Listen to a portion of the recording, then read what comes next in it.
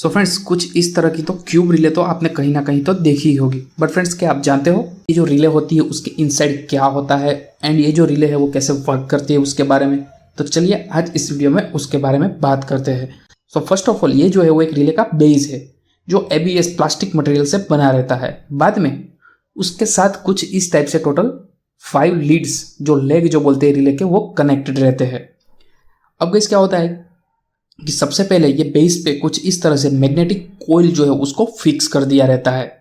अब यह जो मैग्नेटिक कॉइल है उसके दोनों लीड जो है, दोनों कॉपर वायर जो है, जो कुछ इस तरह से बाहर निकलते हैं वो उसको डायरेक्टली कुछ इस तरह से कंट्रोलिंग लेग जो होते हैं उसके साथ कनेक्ट कर दिए जाते हैं। अब यह कॉइल के अंदर की साइड कुछ इस तरह से एक प्लंजर माउंट किया रहता है। सो फ्रेंड्स, अब जब भी कंट्रोल वोल्टेज कॉइल को मिलेगा तो क्या होगा कि कॉइल जो है वो कुछ इस तरह एनर्जाइज होगी और उसके अंदर प्रेजेंट प्लंजर जो है वो कुछ इस तरह अट्रैक्ट होगा। सो फ्रेंड्स, यहां तक जो भी हमने बात की है वो only and only control coil के बारे में बात की है।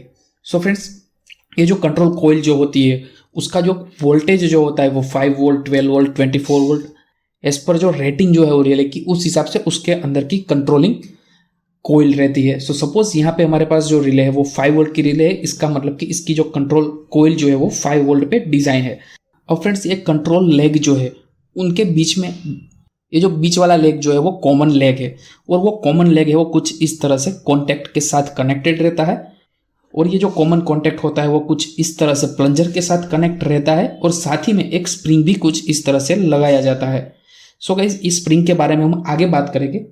फिर नेक्स्ट कुछ इस तरह से एक और लेग एंड कॉन्टैक्ट लिया रहता है एंड कुछ इस तरह कॉन्टैक्ट लिया रहता है और वो generally during normal condition common वाला जो कॉन्टैक्ट है उसके साथ कनेक्ट रहता है, यानी कि वो NC यानी कि नॉर्मली क्लोज कॉन्टैक्ट फॉर्म करता है कुछ इस तरह से। सो फ्रेंड्स, अभी की कंडीशन क्या है कि अभी कंट्रोल कॉइल जो है वो एनर्जाइज नहीं है उस टाइम पे।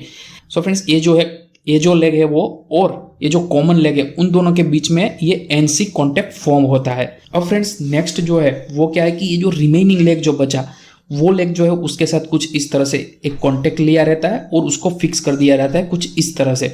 अब गाइस आप देखोगे तो बीच वाला जो कॉमन लेग है और ये जो हमने जो लास्ट जो लेग के साथ जो कॉन्टैक्ट लगाया उन दोनों के बीच में स्पेस है। अब गाइस ये स्पेस जो है इसका मतलब क्या होता है, दैट मीन्स कि नॉर्मली ओपन कॉन्टैक्ट फॉर्म करते हैं।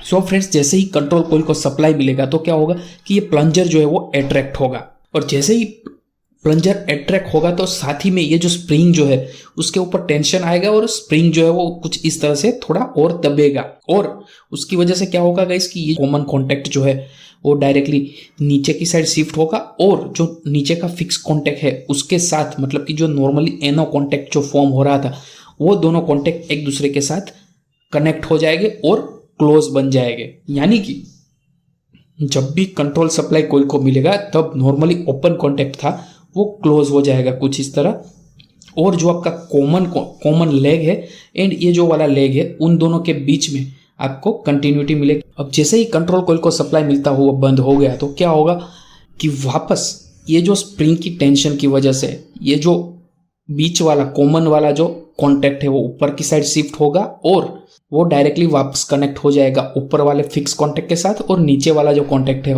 उसके साथ गैप बनाएगा, यानी कि वो as it is normal condition में आ गया। दैट मीन्स कि जो NC कॉन्टैक्ट था वो NC बन गया और नीचे वाला जो है वो वापस NO बन गया। तो कुछ इस तरह से जो रिले होता है वो क्या होता है कि NC and NO contact form करता है। सो कुछ इस तरह से क्यूब रिले जो है वो वर्क करता है। अगर फ्रेंड्स आपको ये वीडियो अच्छा लगा हो तो लाइक, शेयर, सब्सक्राइब करना मत भूलिएगा। थैंक यू गाइस, मिलते हैं नेक्स्ट वीडियो में।